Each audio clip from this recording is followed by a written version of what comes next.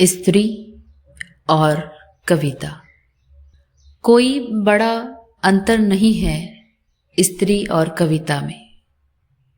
कविता और स्त्री को पूरी तरह समझ पाना एक असाधारण घटना है।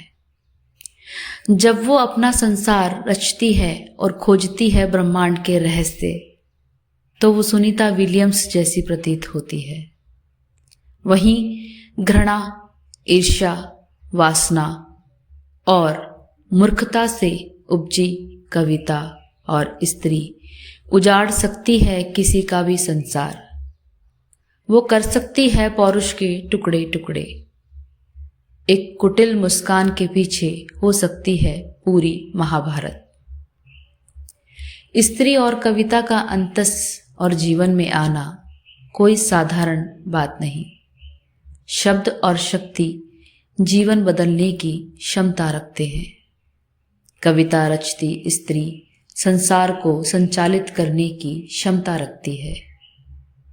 प्रेम से उपजी कविता और प्रेम में आखंड डूबी हुई स्त्री सक्षम है सब कुछ सहेजने में।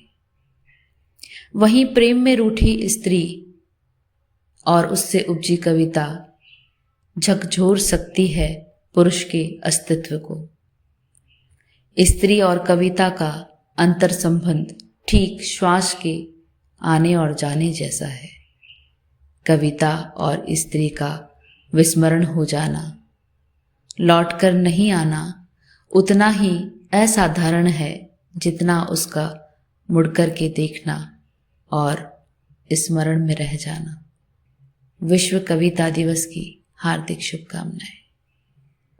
कब से हो गई स्त्रियां इतनी क्रूर कि वो करने लगी निर्मम हत्याएं। बेटे को काटकर भरने लगी सूटकेस में। पतियों को जमाने लगी सीमेंट के ड्रम में। कब से? इतनी क्रूर तो तब भी नहीं थी जब अग्नि परीक्षा दी। इतनी क्रूर तो तब भी नहीं थी जब चीरहरण हुआ। इतनी क्रूर तो तब भी नहीं थी जब जीवित सती हो जाया करती थी। इतनी तो तब भी नहीं जब दहेज के लिए मारी जाती। तब भी नहीं जब बेच दी जाती थी मात्र कुछ रुपयों में। तब भी नहीं जब वेश्याएं बना दी जाती।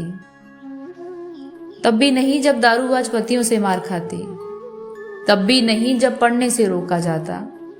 तब भी नहीं जब बूढ़ों को ब्याह दी जाती। तब भी नहीं जब वर चुनने का अधिकार नहीं था। तब भी नहीं जब सास ताने मारा करती थी। तब भी नहीं जब निर्मम बलात्कार हुए। तब भी नहीं जब वृद्धाश्रमों में भेजी गई। तब भी नहीं जब गर्भपात हुए। तो कहां और किससे चूक हो गई?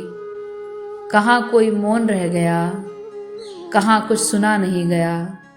ऐसे कैसे हो सकती है वरना एक स्त्री इतनी क्रूर? विचार करो, विचार करो।